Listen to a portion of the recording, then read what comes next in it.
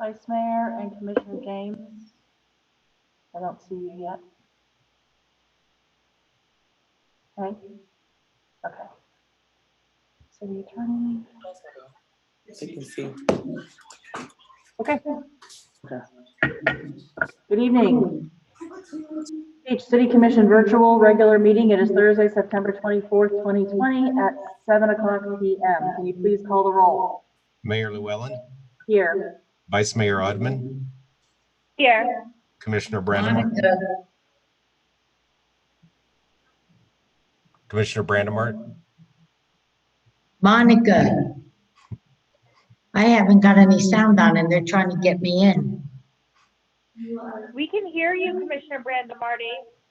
yeah, I see and hear you. Thank you. Commissioner Harris, Here. Commissioner James,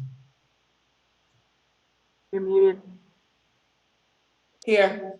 thank you. City Manager Garcia, Here. City Attorney Ansbro. Please stand for the Pledge of Allegiance.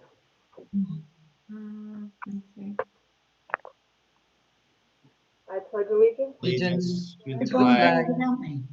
of the United States of America and to the republic for which it stands, stands one one nation, nation, under God, indivisible, with with liberty liberty and and justice justice for all. Can you let them know?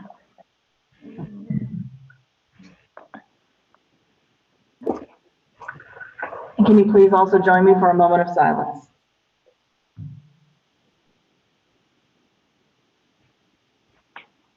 Get yourself.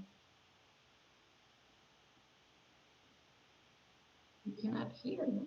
No, hello, there's nothing. There you Thank you. We can hear you. No, go. Hello? Hold on, let's see if we can reach out to Monica. Maybe we can tell her. Yeah. Monica's been here since you came on the screen. I know. You couldn't find what was wrong, but you found it now? Yep. And thank you for waiting for me for a pledge. Oh, we actually already did the pledge and the moment of silence. Sorry. Okay, presentation, special event approvals, and final budget public hearings. First item is FEMA CRS Class 6, Eleanor Narena, Director of Community Development. Hi, good evening. Sure. Let me get my video. Host needs to give me permission to share my screen.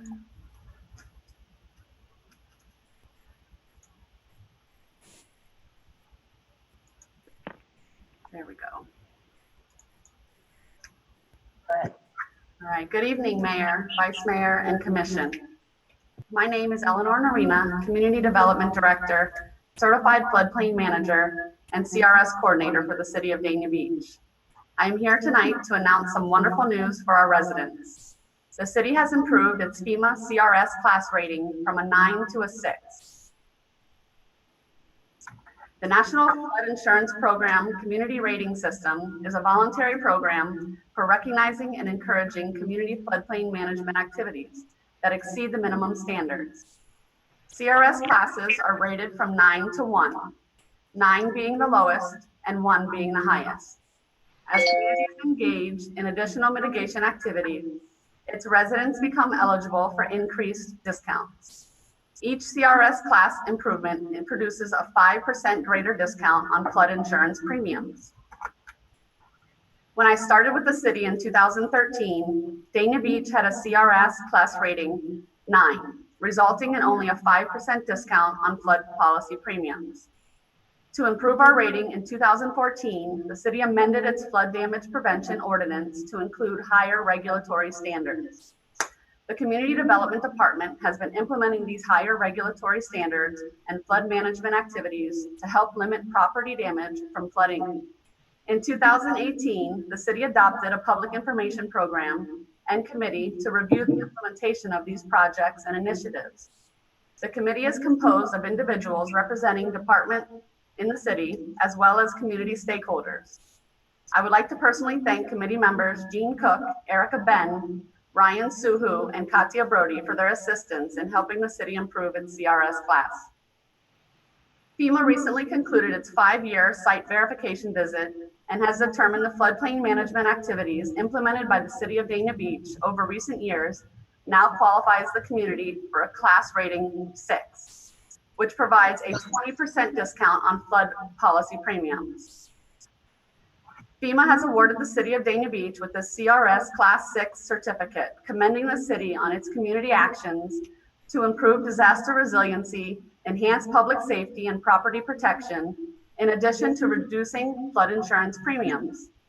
The Community Development Department and the City Manager's Office remain committed to improving the community floodplain management program and protecting the citizens of the city of Dania Beach. I would also like to give a special thanks to the entire Community Development Department, as the CRS class improvement was a group effort, from our plan reviewers, engineers, and inspectors ensuring our flood regulations are being enforced during the permitting process, to the office staff and permit coordinators ensuring the proper documentation is submitted and recorded for our annual recertification. Thank you. Thank you, Eleanor. Good work by all. Next, we have a presentation on citywide speed hump improvement project by Public Utility Management and Planning Services. Good evening. Hopefully you can hear me. Yes, we can. Okay, so I just want to open up a PowerPoint presentation here and share that with you. Fred, can you make sure you say who you are? So Yes. we know? Yes, oh yeah, I'll get that. Well, let me get let's get share the screen up here.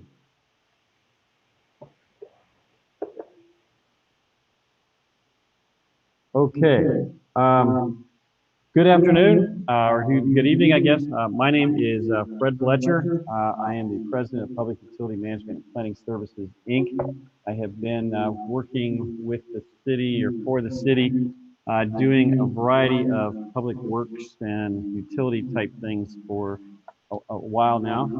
Former Dania Beach resident for many years.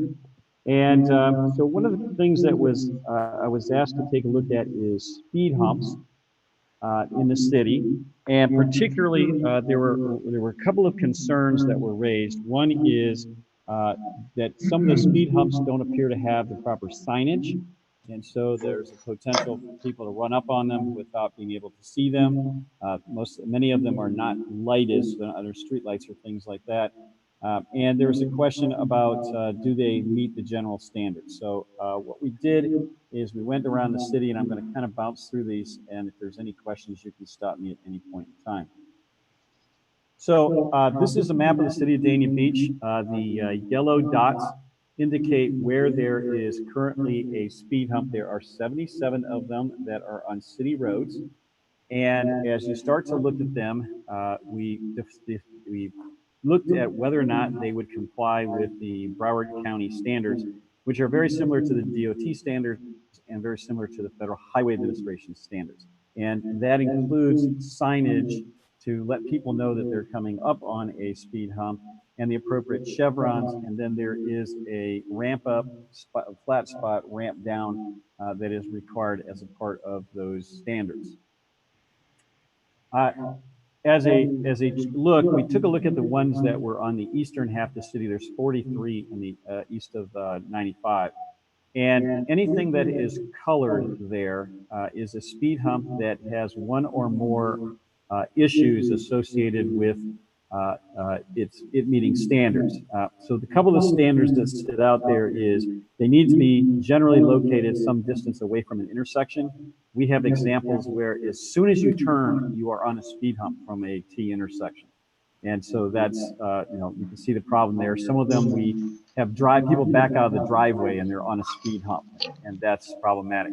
We have some that are very short, and there's a wide variety of heights. Okay, so the answer is the standard is 3 inches above the existing pavement. And so we do have some work as we did this, and virtually all of them are missing the appropriate signage.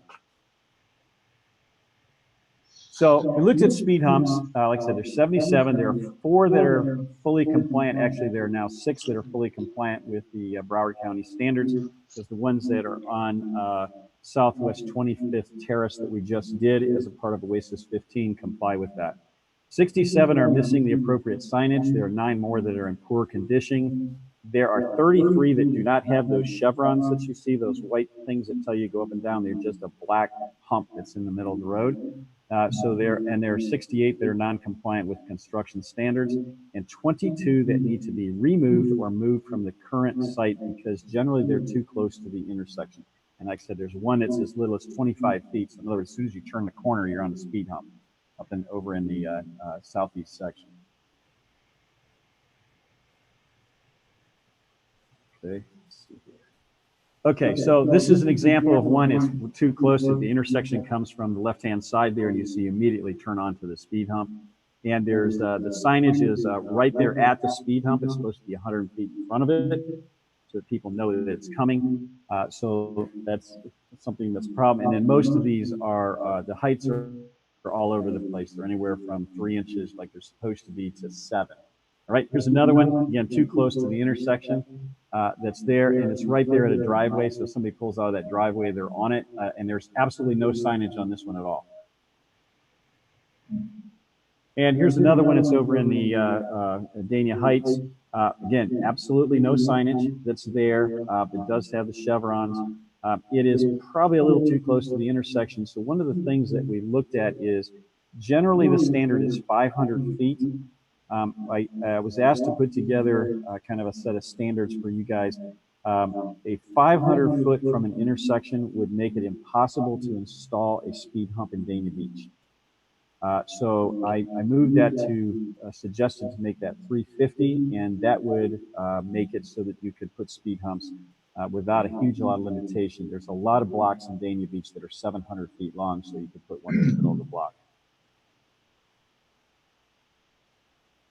So when I looked at the standards, generally they're all very similar.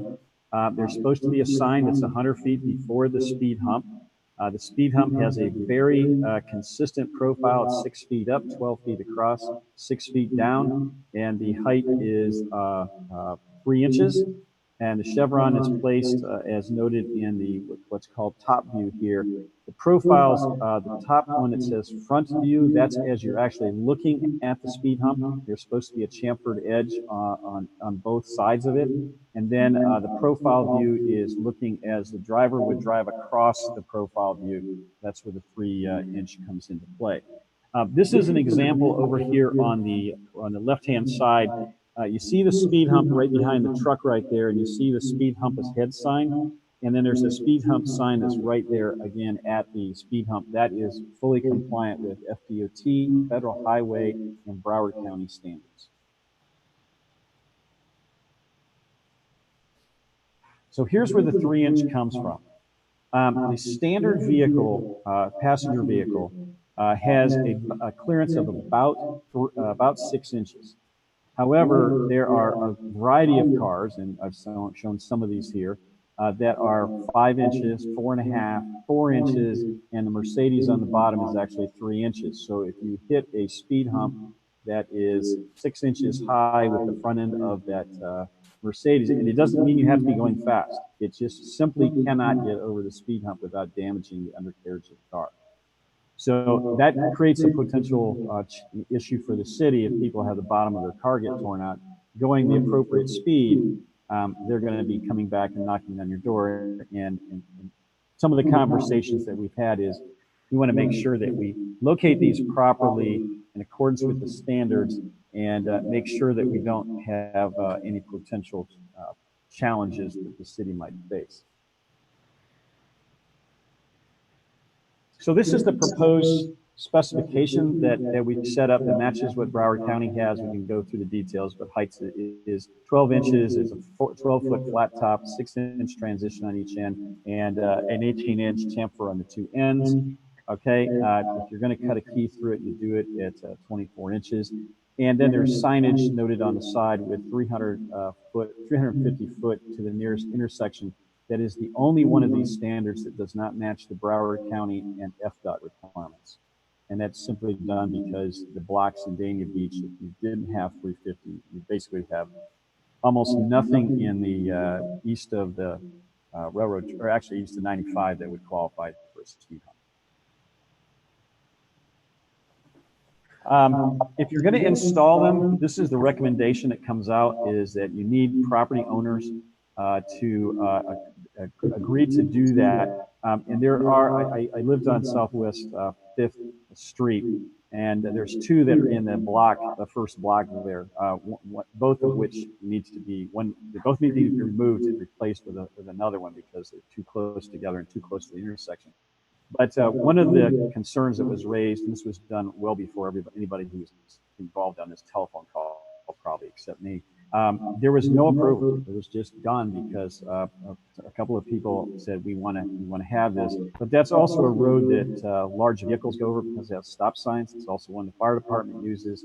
And so having a bunch of speed humps in a place where that kind of traffic might move without any signage or letting the people know does create some potential challenges. And of course, the trucks would drive over it, and the noise is probably worse than just trucks driving on the road.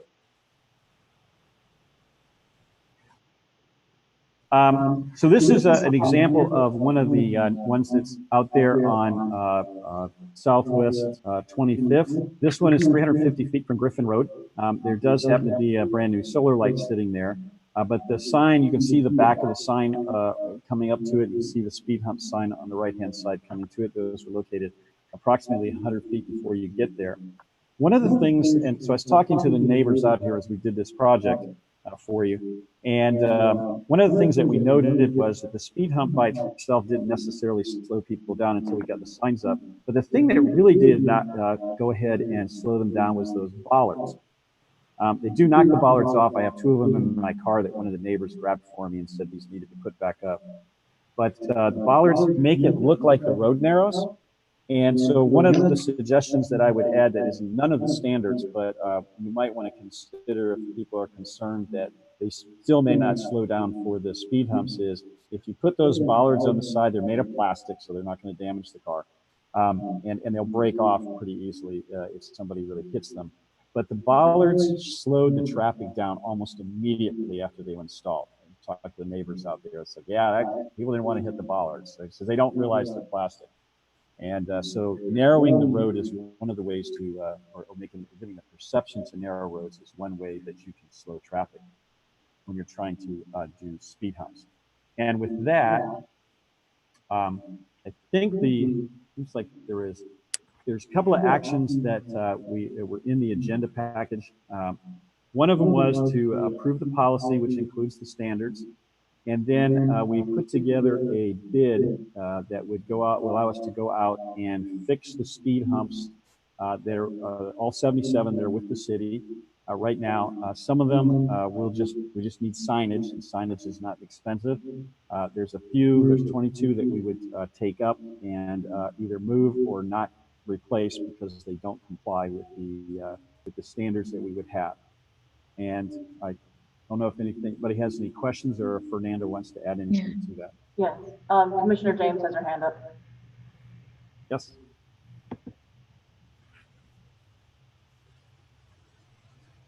Commissioner James.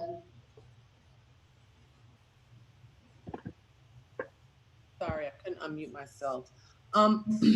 Hey, Fred, I remember working with you a lot in regards to speed humps over the past several years.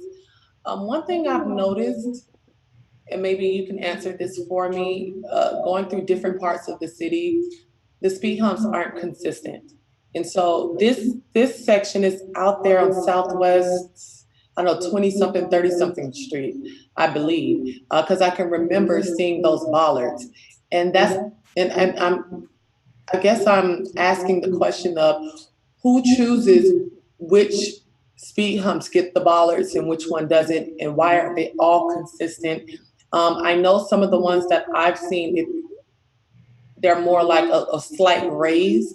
It doesn't really slow down the traffic because, especially around C.W. Thomas Park, those cars still go very fast over those speed humps. It doesn't deter them. And then there's like a speed table right near the school, Collins Elementary. it doesn't slow the traffic down there as well. So I wanted to know, some areas have nicer speed humps than other areas, and these bollards, if we put those up, how much does it cost to maintain them if it gets hit? Or, is there an additional cost? Do we have some type of insurance on them that if we are going to provide that, and how is the maintenance going to work with those?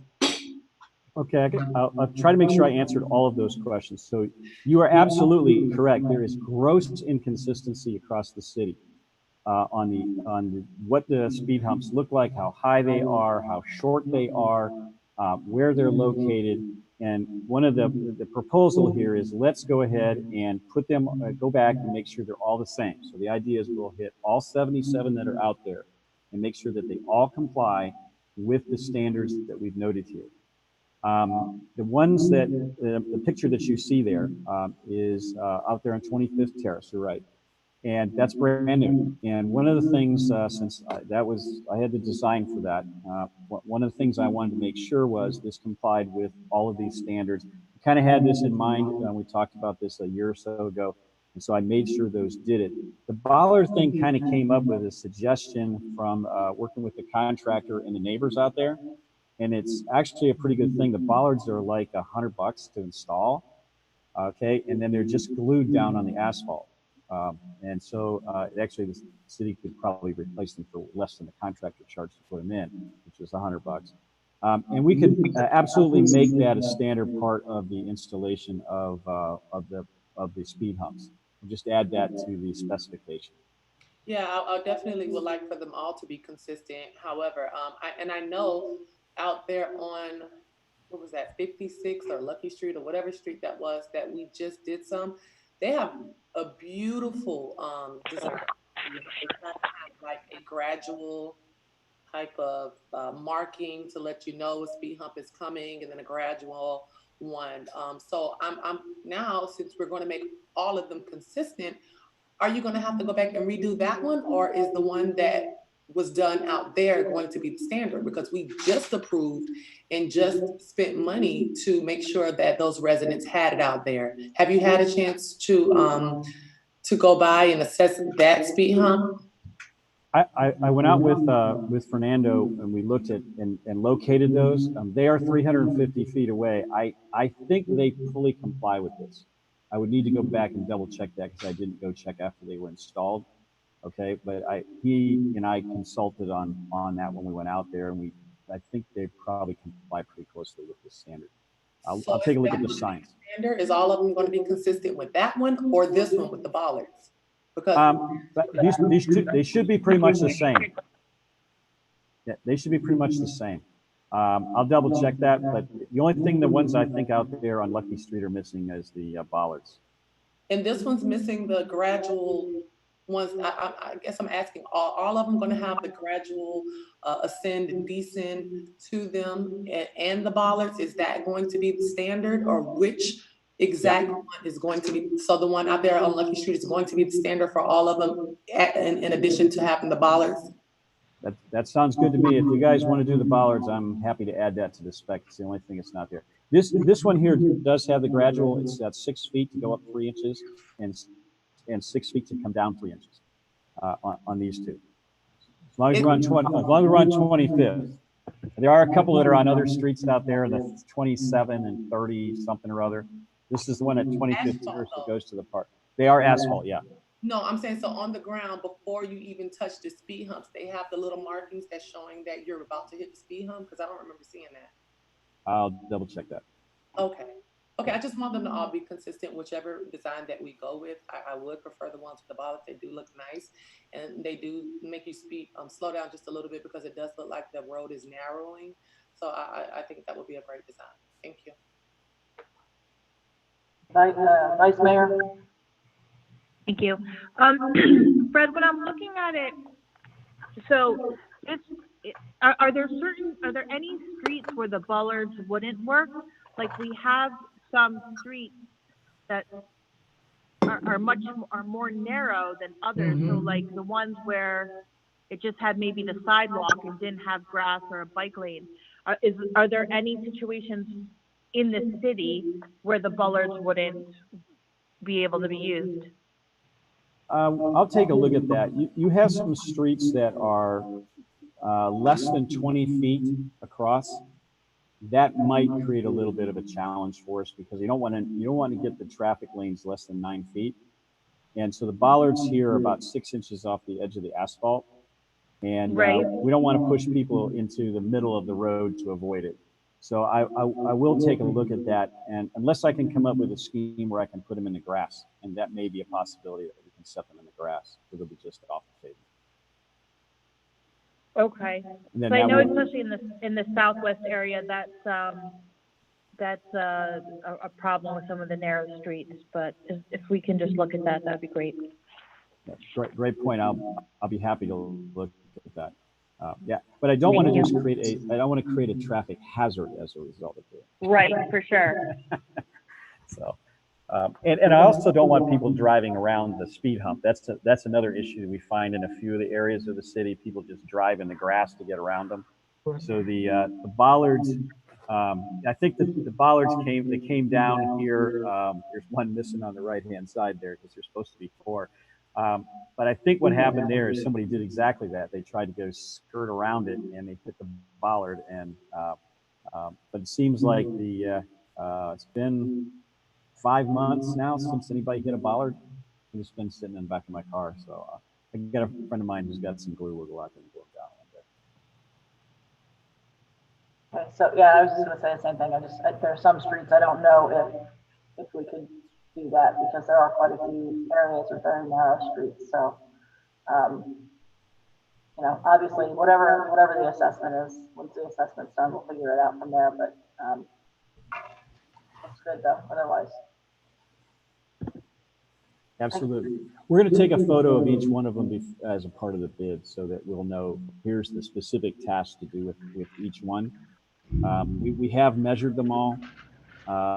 We just haven't gotten the photographs that look like this for each one so that we'll know that it's supposed to look like this versus what we have. And I'll just do 77 pages of comparisons with the specific work to be done. Great. Thank you. I don't see any other hands up. Thank you, Fred. You're very welcome. The next 2 items are public hearings, and I presume that they're here because they're budget items and they need to be done early. Yes. Okay, so Tom?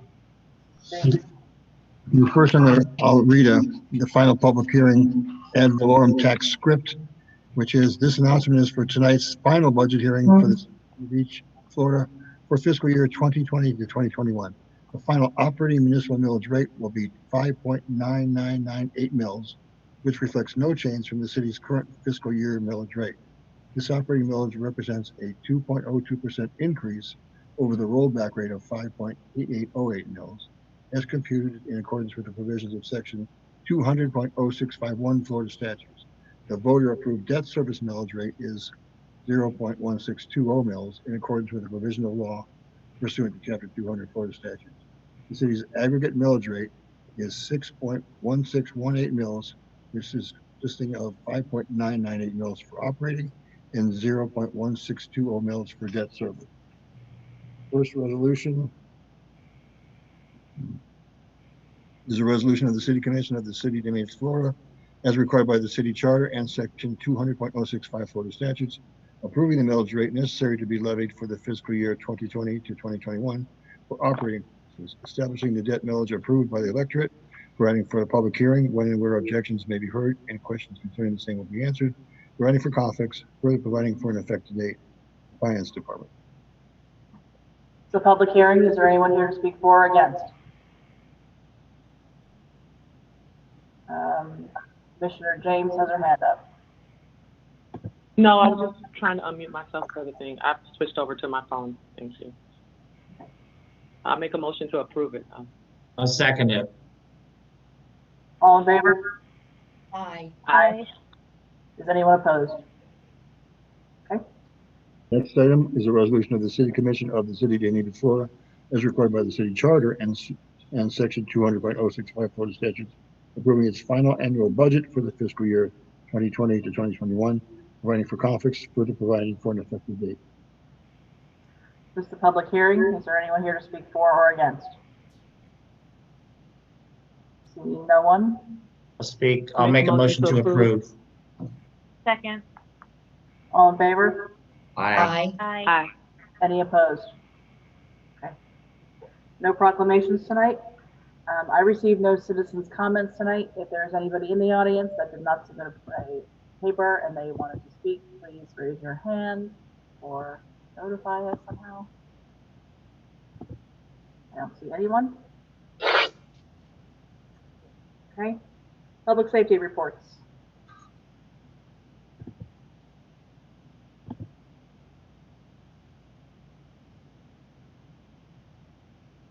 Chief Markson, there he is. There he is. Hello. I'm here. Good evening, Mayor, Vice Mayor, Commissioners. Everybody hear me all right? Just making sure. Yeah. Okay. Us, along with Walmart, will be participating in the upcoming DEA National Take Back Day. It's scheduled for Saturday, October 24th from 10 a.m. to 2 p.m. at our Walmart at 401 East Sheridan Street. Residents can bring unused or unwanted medications to be safely discarded. And once again, please no needles.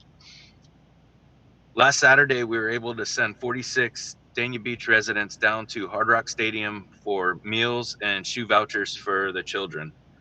The event was a partnership between the Miami Dolphins Foundation and Payless Shoes. Our license plate readers, our LPR trailers, have been deployed around the city for about almost a week now. We have already made several felony arrests and recovered several stolen vehicles. I'm really proud of our homeless outreach unit over the past month. I'm not going to name names of the subjects, but we've been able to assist some of our chronic homeless. Actually two subjects that are both homeless veterans were placed into temporary housing pending and permanent residence through the United Way. Another one was placed into temporary housing through the Centralized Receiving Center. She's also waiting permanent residence when one becomes available. Another one was convinced to enroll in BARC, the Broward Addiction Recovery Center, to combat her addiction to alcohol. Another was admitted to Faith Farms program to combat drug addiction, and he's currently doing well and living in Okeechobee County. Once again, I'm really proud of our homeless outreach. They're making an impact in a very positive way. I had another meeting with the Miami Dolphins Foundation, and they've been absolutely great. Currently, we're searching for minority-owned restaurants within our city, and the foundation has offered to purchase up to 1,000 meals from those restaurants for a meal giveaway within our city. So that's in the works right now, and that's going to be quite exciting. That concludes my report.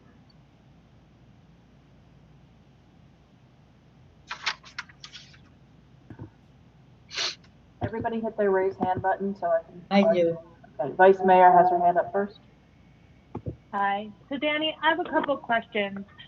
I received an email from a resident who was basically asking what is going on in the city right now, like talking about an uptick in gang activity, an active drug house that's been operating for 7 months.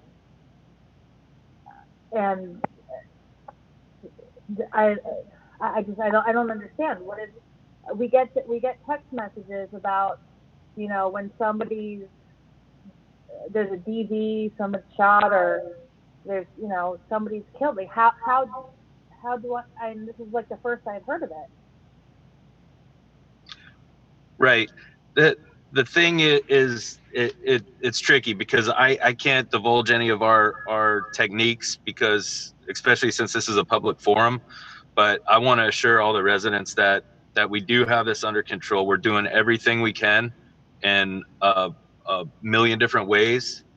But just like a few years ago, we had that uptick when somebody gets released from prison or there's a family issue, they spike up, the gangs do, and we respond to it. And unfortunately, sometimes bad things can happen, but we're going to catch them, and we're expending all our resources to do so. So I understand, like, you can't tell me the details, but, you know, I see that, you know, there's a message from our city manager saying how the BSO is going to be super proactive with this. But the impression I got from this resident, and then following up with this resident, with somebody who lives nearby, is that this has been going on for, depending on who you ask, a couple of weeks or a couple of months. So how can I just say to them that, like, you're on top of it? Because I understand you can't give details of what the operation is, but, like, I think there was a shooting. Wasn't there a shooting last night? Okay, a lot of the times, last night, no victims, no damage, no witnesses, nobody wants to give us information. But we were out there again today, going door to door. It's our top priority, but we need cooperation, and we're doing everything we can to get that cooperation from the community. And any type of activity like that will not be tolerated. But at the same time, we have a set of policies and laws that we have to abide by. As much as I'd like to, if it was a confirmed drug house, I would love to go just kick the door in, but we need probable cause to do so. So to get the probable cause in a lot of these cases, it takes time and different investigative techniques. And will we get them? Absolutely, 100%. And I can't 100% promise that nothing is going to happen, but I can 100% guarantee you that we're doing everything we can. But if there's an uptick in gang activity, doesn't it warrant letting the commission know about that, even if you can't give details as to what is going on? That to me seems part of being aggressive and very proactive, is making sure that the commission knows what's going on, so that when we're getting these calls, like, you're not just like, oh, I had no idea that, you know, your best friend was shot at this week. You know, like, that just seems like a big thing to not know about. Like, when there was increased drug activity, when we had all those the car break-ins and stuff, everyone was right on top of telling us what, you know, that there had been an uptick in it, there was a big increase, what you guys were doing. But for this, I mean, it was the first time I had heard about it when I got the city manager's email and then the resident's email. Because the location last night was the second time that it's occurred. So that, to me, starts a pattern. And I need to get our operational plans together before I release anything to anybody, because I stuff happens every day, everywhere. And today it came up that there is an issue there, and it's been that address we've been watching. There's no hiding that. It's a problem area, and we are going to take care of it. When we're talking, so, you know, the city manager says that there's a very aggressive game plan. Do we get to know anything about what the game plan is? I mean, she knows about what the game plan is. Do we know anything about the game? If I may, through the mayor, can I jump in here? Please. There's a very aggressive game plan in place that has been already brewing. We can't really talk too much about it. I don't even have the details. We could certainly have this conversation, Vice Mayor, off of this meeting with the chief, to just give you, to ensure you, like we've done with some of your colleagues today. But I would just recommend that we don't continue to have this discussion in this forum. Oh, no. And respectfully, I understand what you're saying, city manager, and I'm not looking to certainly I'm not looking to screw up any, or give away any details or anything like that. But you have to understand that's how insane it is that a resident could call and say, well, what are you doing, or what is being done about my best friend being shot, or my kid who, I don't want them to go outside because there's been all these shootings, and I have to say to them, well, BSO's on top of it. Well, Vice Mayor, what does that mean? I want to be able to tell them something. And that I do understand not being able to tell certain things about how the investigation is being handled, but surely there's something that can be relayed to us, because I can't be the only one getting a phone call and an email. I saw the email went to all of you. So if I don't know what to say, I don't know what y'all are coming up with to say. Vice Mayor, I think what you can say and what all your colleagues could say is that we're expending all resources to deal with this issue. If the chief can give more details, then I suggest that you call him. Just like all you guys are free to call the chief to get even more of what he's able to tell you. But expending all resources in regards to this situation that we're dealing with, that came to my attention very early this morning, is something that we're addressing. So this only came to your attention very early this morning? Yes. Well, then that right there is a problem. There. Because Thank you. You know everything. You drive around. You go around the neighborhood. You talk to people all the time. I'm saying that not in jest. I'm saying that seriously. I know that you do that. So the fact that you do that, and you are so integrated into going to the different parts of Dania Beach neighborhoods, the fact that you didn't know that there's an uptick in gang violence, where there's a bridge that needs to be. That's the whole reason everyone is up here. Everyone's up here to be a bridge between saying, this is what's going on with BSO. Here's how we're spending your taxpayer dollars to keep you alive. So I think the fact that none of us that you didn't know till this morning, I didn't know till this afternoon, that this was a real serious uptick. I think we do need to talk about it. So I guess I'll talk with the chief offline. Maybe he can help me understand a little bit more about what's going on. Absolutely. I said a few minutes ago that this was the first repeat location, which sparked all this. It sparked a response. And that's what we're doing. And please call me. I'm just not going to discuss that in a public forum. Commissioner Harris? So I was going to mention to the chief and also to the city manager, when I talked to the Broward MPO about our traffic calming initiative, the chairman of the MPO, who's also a commissioner in the town of Davie, said they had some additional equipment that we may be able to get from them on loan that we don't have to pay for. So through commissioner and then through the city manager, Rick Lamack, I think everybody knows him. He's been there for a long time, and also through the mayor, Judy Paul, that I think we can get some equipment sharing, and that will help ease the cost burden and increase our traffic calming initiative fairly quickly. So I just wanted to throw that in about traffic. Okay, is there contact? I can call Mayor Paul or the chief over there, and I'll send that to you tomorrow morning in a text. I have their contact info. Okay, all right. I'll reach out. Okay. Commissioner Brandamari? Yes. Danny, I'm very disappointed in what's been going on, because I too received that letter from the resident, the email. And I want to know, first of all, in the past, these apartments, that's all we're saying, that she's referencing, have you ever gotten a complaint about these apartments before? Yes. How long ago?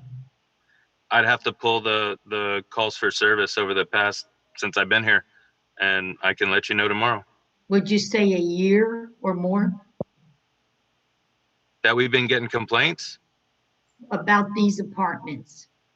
Yes. That's what I thought. Now I want to tell you something else, just tricky to Danny. You know, Danny, it's bad when a resident comes up to you and says, gee, this was even when the seniors were open. How come Danny didn't mention such a thing? I didn't even know about it. But the problem that we have as commissioners are that when the residents themselves have to come to us, and tell us about these things, when you were up here just now, you could have just as well said that we have a sting going on. You didn't have to name the area. And I want you to remind you, this is not a city manager, police chief, city. There is a commission. And when I hear that you know and the city manager knows, even before we know, it just isn't right. I think that somebody better just sit down and stay in their own lanes and come out of those lanes and give us, only us, any input on what's going on. If you heard gunshots, we'll just say, I called you, said, Chief, there were gunshots. Even if there were no victim, there doesn't have to be somebody dead on the ground.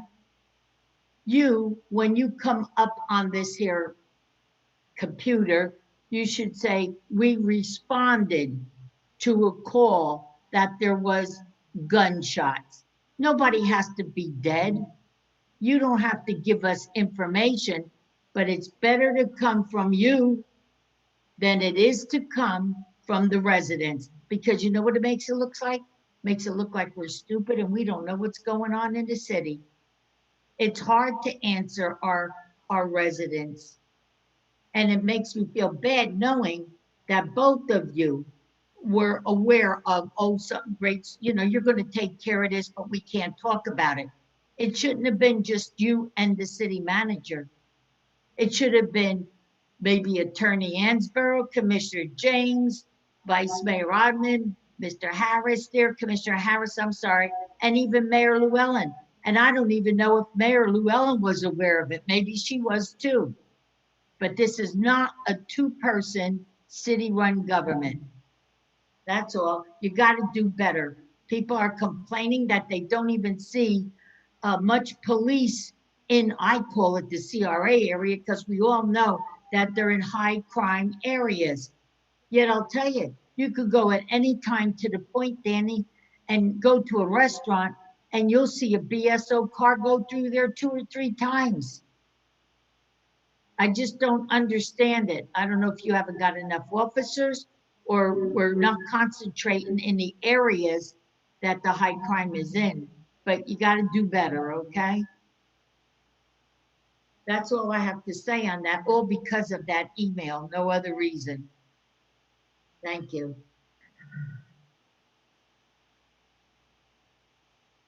Commissioner James. Yes, thank you. I'll keep my comments short and brief with this. I know we spend a lot of money on our public safety. It probably spend half our budget on this. And I have had conversations with Captain Marks. I have had a conversation with our city manager.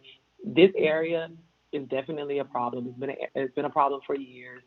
This isn't just a second incident. There's been incidents for years in this area. And one thing that I'm not going to have is our city be a war zone. And the things that are consistently happening right now is very dangerous. And a lot of our residents are scared. And a lot of our senior residents are scared. A lot of our children are scared. It has me even wondering the events that we have as a city planned to have in spaces that we're going to congregate. We're talking about the fall festival, when we're having drive-ups with our kids, with people with masks on, with costumes on. I think we need to rethink that. This isn't going away right now, and I don't need to know how you're going to get it done. But like I told you earlier, it needs to happen. Whatever it is, it needs to happen. Our residents need to be safe, and that's what my expectations are. It's very scary to think that you can be sitting outside your home and you can be riddled with bullets. It's very scary to think that you could be getting out of your car and going to a corner store, and you know, your body could be riddled with bullets, and you were just coming from work. And so I definitely, we have a lot of kids that are in this area that you know, go through a lot of our programs at our parks, and especially that park right there, it has the most children and the most activities and programs. And so, you know my level of expectation. I had that conversation with you. I had that conversation with the city manager, and I just respect more results. Thank you. City manager. Yeah, I want to say I spent a great deal of time this morning speaking with Commissioner James, and Commissioner Harris also reached out, as did the mayor, in regards to this issue. And I too have very high expectations, and safety is our very, very, very top priority. I also want to let you know that just because we plan for an event, if we get any intel, or as we start getting close to an event, and we have no problem shifting gears. We planned a whole summer camp. I had great conversations and meeting with our vice mayor. We had all the locations, including a location here. But when we began to look at the numbers for COVID, and I know Commissioner Brandimore, you had a concern, we had no problems shifting gears and canceling that. So the chief knows the expectations that I have of him, as do all the rest of the department directors. But please know, you guys can contact the chief at any time. Anything that comes your way, any piece of information, any email, you could pick up the phone and call the chief and discuss that. Anything, discuss anything. Thank you. Thank you, Chief. Thanks. Chief Pellisser?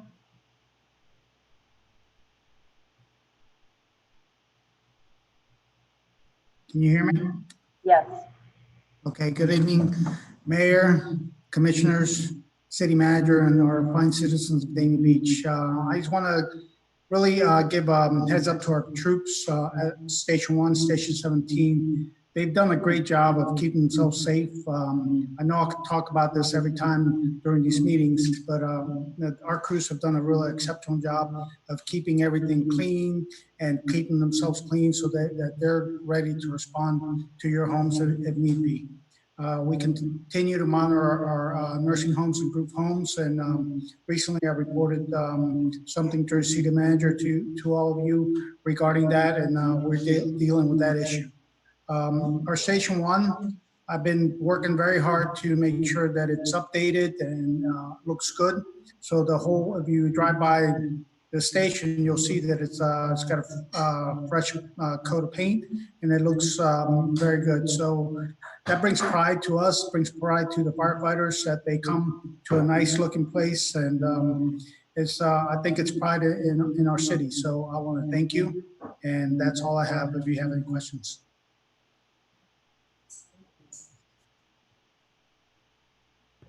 Doesn't look like it, so thank you, Chief. Okay. All right, our next item is the consent agenda. Do we have any polls? 7.5. Move the consent agenda with the exception of 7.5. Second. All in favor? Aye. Aye. I only heard two of us. Any opposed? Okay. Tom Schneider, did you get that?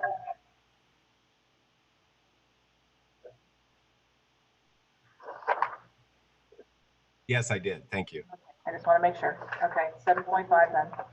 7.5, a resolution of the City Commission of the City of Dania Beach, Florida, authorizing the administration to execute an agreement with Christmas Designers, Inc. for providing and installing holiday decorations and to accept Christmas Designers' proposal for providing holiday decorations for the 2020 holiday season, which proposal exceeds the annual vendor total amount of $25,000, authorizing the waiver of competitive procurement, providing for conflicts, further providing for an effective date. Thanks, Tom. I pulled this item because I went through the backup and I saw that I know that the commission approved $75,000, but the cost for this is $79,000, and the areas included Southeast Fifth, and that wasn't something that we discussed. I also went further to look and see the cost recap for all of the different areas. I did not see a cost recap for Southeast Fifth. I want to know why it was added and who asked for it to be added and why we weren't advised and we didn't discuss this, or why even the cost is more than we approved and the additional funding would come out of contingency, and we weren't consulted about that either. Commissioner James, I'll jump in real quick and then I'll turn it over to Fernando. The only area that I was discussing was an area just east of 95, on Griffin, between I-95 and Federal. I don't remember if at any point we discussed what areas what I told Fernando to do with the team was to look at a citywide initiative so we could light up as many areas of the city. It was cut from 100,000 to 75. We were coming forward just, I think, for those additional $5,000 because we went back to the provider, the contractor, to see if we were able to light up a little bit more areas. I also did meet with the Parks Director because we wanted to make sure that we had a little something for the three major parks, which would be CW, Frost, and PJ Millie. So those were the additions that I discussed with the team. So. Okay, in the memo, this isn't a major part. It says these areas include the city hall / city center area, Federal Highway, Griffin Road, Sterling Road, and Southeast Fifth Avenue. That's exactly what I'm asking about. How did Southeast Fifth Avenue get this? It's in the memo, page 66 of 217. I'm trying to figure out how did Southeast Fifth get there, and who decided that Southeast Fifth would be there, because when we discussed it, we were discussing major thoroughfares. It's not a major thoroughfare. It's not a lot of residential properties on the east side of that, and this is not something that was approved by this commission. If I may. Yeah, go ahead, Fernando. I forgot to talk about the pier too, that the arch of the pier, we discussed to add a little festive thing to the pier. So I'm sorry. Go ahead, Fernando. Good evening, everyone. I hope everybody's doing well. Fernando Rodriguez, Director of Public Services. In fact, it is mentioned, Commissioner James, Fifth Avenue in the memo itself. If you look at these 8 areas that are in the $79,000 plan or approach, Fifth is not there. We get to Fifth indirectly as the lights, as the poles are decorated on Dania Beach Boulevard going east towards the Motel 6. That's the last building, which is the Motel 6 on Dania Beach Boulevard going east, but not really technically Fifth Avenue. That may have been a Scribner's error, if you will. We do not cover Fifth. It's a very comprehensive program. We cover 3 parks, Frost, PJ Millie, and CW Thomas, with facade lighting. We have almost 30 palms throughout the city wrapped in lights, close to 150 poles in various areas, including Griffith, Sterling. But no, Fifth Avenue is not in the plan. So, it's not in one of the areas spelled out in the areas that they quoted. Sterling, Griffith, Dania Beach Boulevard, Federal Highway, and we are near Fifth when we go down, when we go east on Dania Beach Boulevard, but we don't turn, the plan doesn't turn into Fifth and light up and decorate Fifth. Not from what I'm looking at my recap. I'm looking at my recap here on the package. Okay, yeah, I didn't see it in the recap, but I also didn't see Dania Beach Boulevard in your memo. Like I said, the only areas I saw was City Hall, City Center, Federal Highway, Griffin Road, Sterling Road, and Southeast Fifth. And so that's what I'm asking. And then furthermore, I would like to keep it at $75,000 and see what you all would be able to do with that, because that's what we approved. And no one, if I didn't pull this, this wouldn't be what we approved. It's like we approved something, and then you bring something that's not what we approved, and it's on consent that doesn't even have any type of discussion, and outside of this meeting, I had no further discussion with that. So I have a problem with that. I have a problem with if the consensus is one direction and then you have something to say, no, take it out of the commission's contingency to fund it the way we want to fund it. I have a major issue with that. Commissioner, our intent is never to not give you what you want. When we went back, we realized that that area between 95 on Griffin and Federal was not included. And for a couple $1,000s, we were seeing if you guys were okay with including a little something for all the parks. If you guys are not okay, we could definitely take it off. And like Fernando said, Fifth Avenue, if it says Fifth Avenue, that's a Scribner's error. So that's not part of it. And if you all don't want to add the additional $4,000, we can remove it from the parks and the pier. That was just an idea that came. And if you guys don't want to, then we'll remove it. What park was added? When we met with Eric, we suggested the 3 major parks, which is Frost, CW, and PJ Miller. And the pier on the entrance, the arch on the pier. I'll wait for additional conversation. Vice Mayor, you're muted.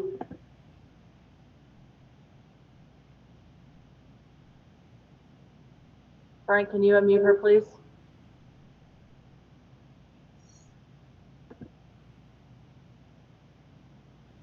I'm not Okay. sure. I There, I figured it out. Got it. It's just, sorry.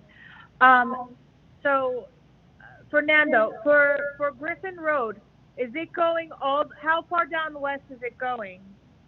Okay, it's going to Griffith all the way from US 1, from Federal, all the way past I-95, and it goes as far west as, let me make sure I double check the spec, because it is a very, it gives you the boundaries, and I have a summary sheet, a little cheat sheet, but I really want to make sure I give you the real exact boundary. How far? Yeah, Okay. that's It goes important. all the way. It goes to. It says State Road 7. Yeah, pretty much, and it's not every single. Okay, it does go to State Road 7. Yes. All right, phenomenal. So I'm very glad to hear about that. That was I wanted to very make sure. important to us. Thank you. I have no issue. I mean, I certainly understand what Commissioner James is saying. I understand, and I agree that if anything comes out of our contingency, we should probably get to hear about that. But aside from that, for the $4,000 to be able to do the lights, I don't have a problem with that. And the lights, as we're describing them now, seem like they will be quite lovely. So I support it. Thank you. Commissioner Brandon Martin. Yeah, the lights on Dania Beach Boulevard that you're talking about means that it's going to even light up the casino, which, let me tell you, it's throwing out so much light now with that brand new gigantic sign that's over there. And to go to that motel that is just past Fifth, it's on the north side of Dania Beach Boulevard, and there's not one home there. There are no homes on the north side of Dania Beach Boulevard. So to me, that's a waste going past the casino, who's lit up tremendously. I don't know if you've been there lately to go see the new lit sign he put up, but that's more lights just by itself. So I don't know why we have to go all the way down that far. There's nobody that lives on that street that far down.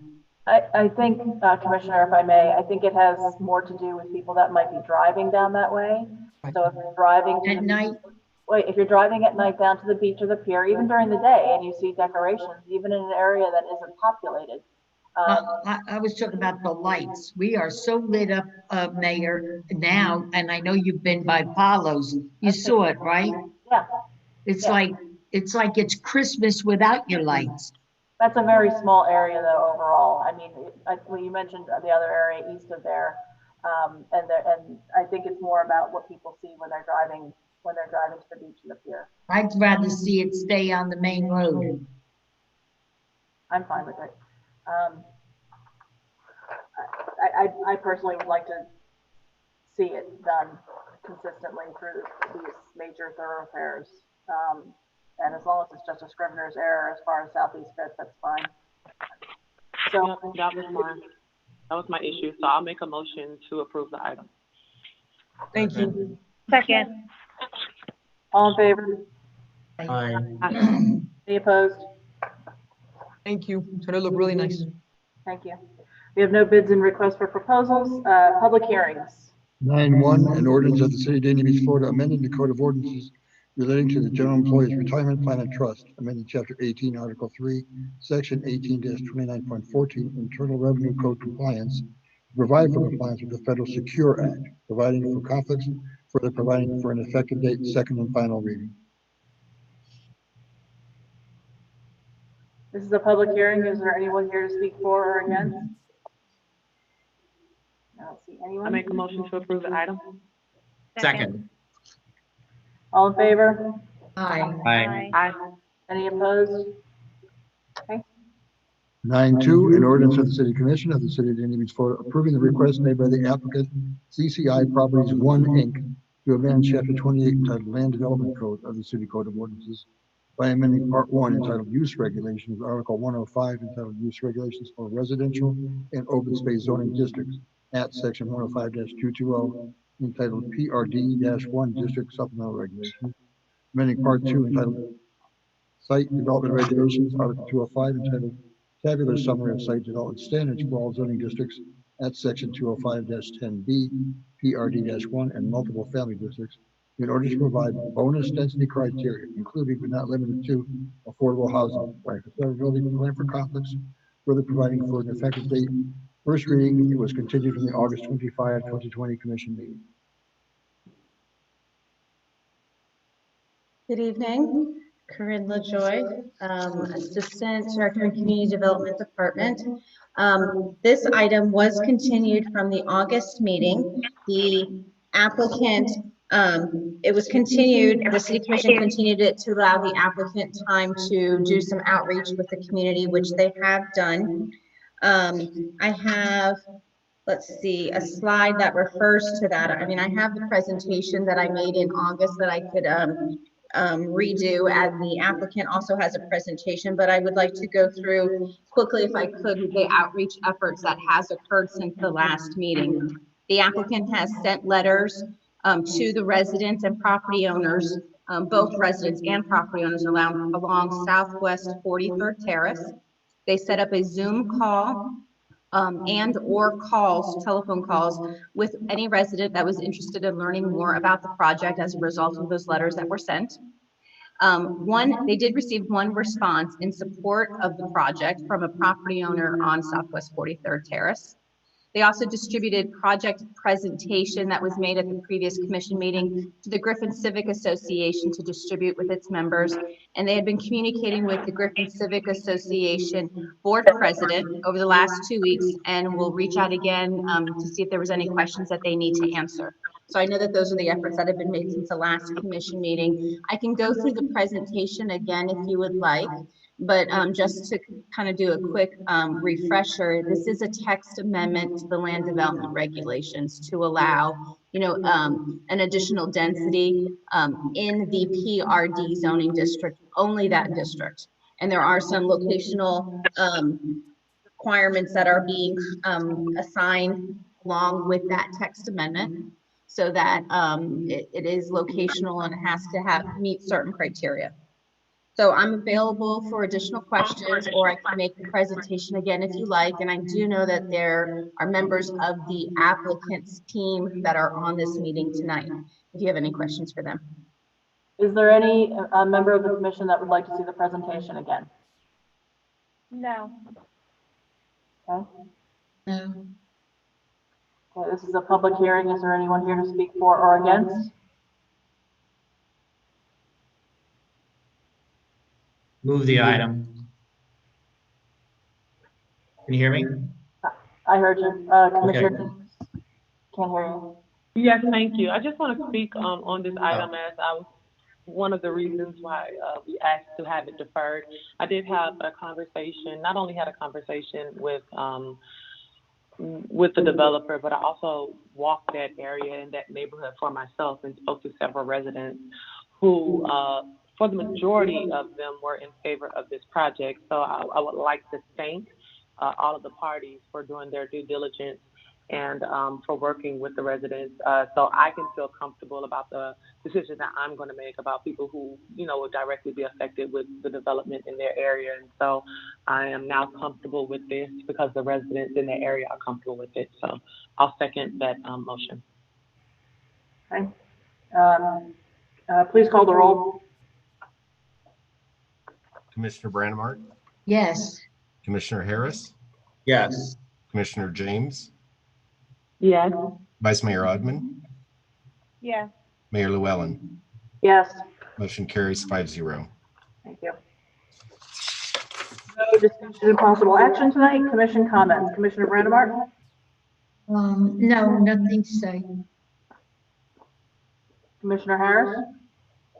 When I had a conversation with Eric Brown the other day about some, regarding some issues near the workout equipment on Southeast Fifth Avenue, I just want to thank him for getting right back to me, and he already has a solution. So thank you, Eric, for that. And I'm sure we'll have more conversations, and we'll actually make a visit to the site perhaps. But thank you for getting right back to me on a Sunday.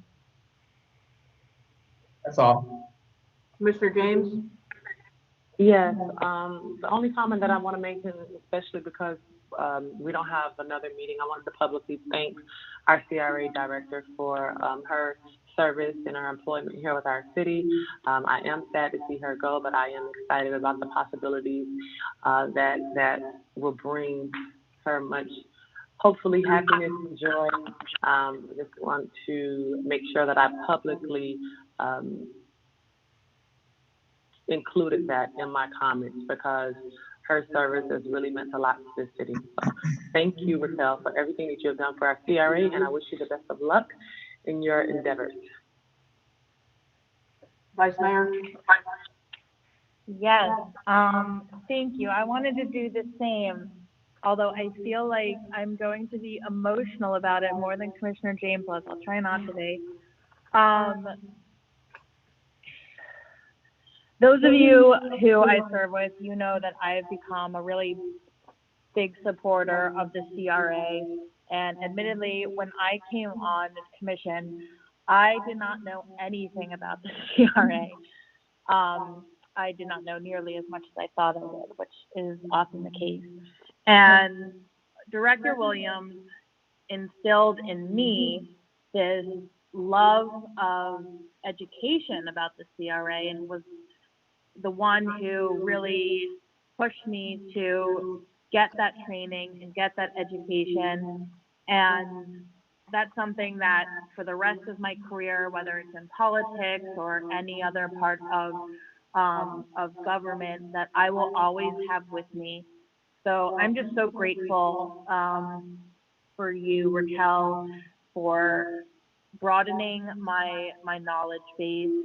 And for being a really wonderful example of what a professional should be. You have at times, oh, there you, oh, is that who I think it is?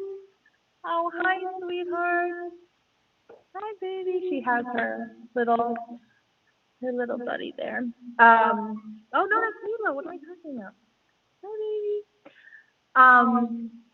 You have had your professionalism, you have had your qualifications, you have had so many things publicly called into question, and you have handled it with more professionalism than anyone I know. You are an amazing person, and I'm a better commissioner and vice mayor for having worked with you. I hate that you're leaving, but I wish you all the success, and thank you for everything that you did for Dania Beach. That's all I have for tonight. I really don't have any comments tonight, other than I just want to say thank you to the city staff. I have been annoying a lot lately, especially on the weekends and after hours. You all know who you are. And I know that it's this job, unfortunately, becomes a 24/7 thing a lot of times. And I really appreciate those of you that I've reached out to on the weekends, on Sundays, on the evenings, and have gotten responses immediately. And I really appreciate all the hard work. That's all I wanted to say tonight. Thank you. Appointments, does anybody have any appointments? No, I don't have any, Mayor. I don't see anybody jumping up and down, so we'll skip that. Administrative report, city manager?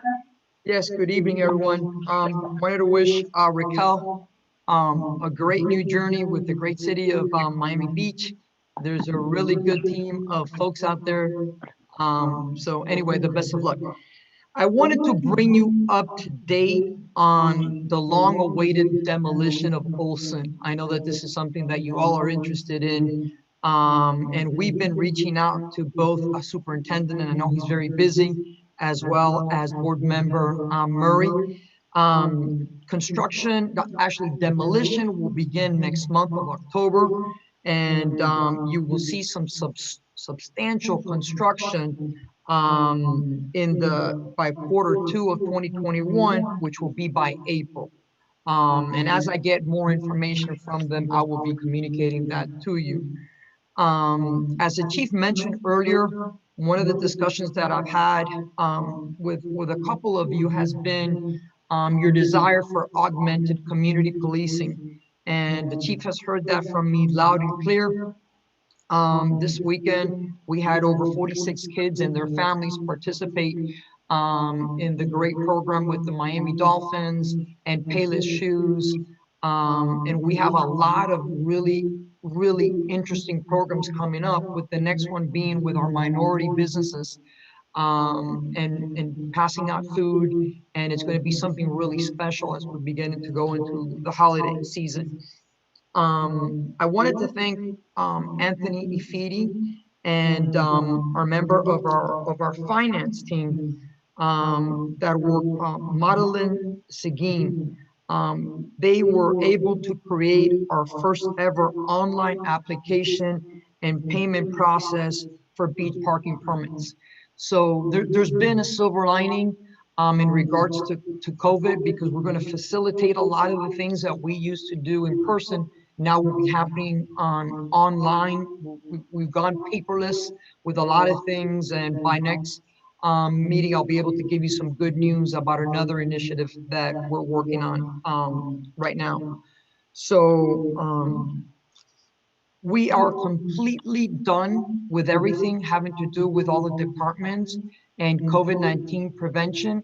The only thing that's missing, and I've spoken to a couple of you, is the bulletproof installation. So that is in the works. And once that arrives, I'll let you know. And once that is in place, we'll be able to install the partitions, and we will be 100% set, not just in City Hall, but also like we are in the parks and public services as well. Katia is working on the initiative that was approved by you all to educate and get out the vote and inform everybody about early voting, which is October the 5th is the deadline for being registered to vote. So all that information will be there, including utilizing the Dania Beach Press to get the information out. Community development continues to work very successfully with legal, and many new and exciting projects are coming forward. And you know, despite the challenges of 2020, we look forward to really having a great 2021. And I wanted to thank all of you for supporting this budget, and all the department directors and everybody that's been working since end of March to put this together. So thank you very much. And thank you for the opportunity to serve you. That concludes my report. City Attorney? Yes, I wanted to join with those of you who spoke on behalf of Raquel. I also agree. She's been a true professional to work with, very professional. Enjoyed working with her, and I know she'll do very well at Miami Beach. I've already told the HR director down there, who's a personal friend, to keep an eye out for her. So she'll be fine. And it is a wonderful, wonderful transition for her. We can only hope that she is as successful there as she has been here. That's all. City Clerk? Upcoming meetings tomorrow at 4 p.m. You have a CRA board special meeting. Then on Tuesday, October 13 at 5:30 is a CRA board meeting, followed by your regular city commission meeting at 7 p.m. That's all. Thank you. Thank you very much, and it's a record. We're out at 8:20. We're adjourned. Time for the Dolphin game. Yes.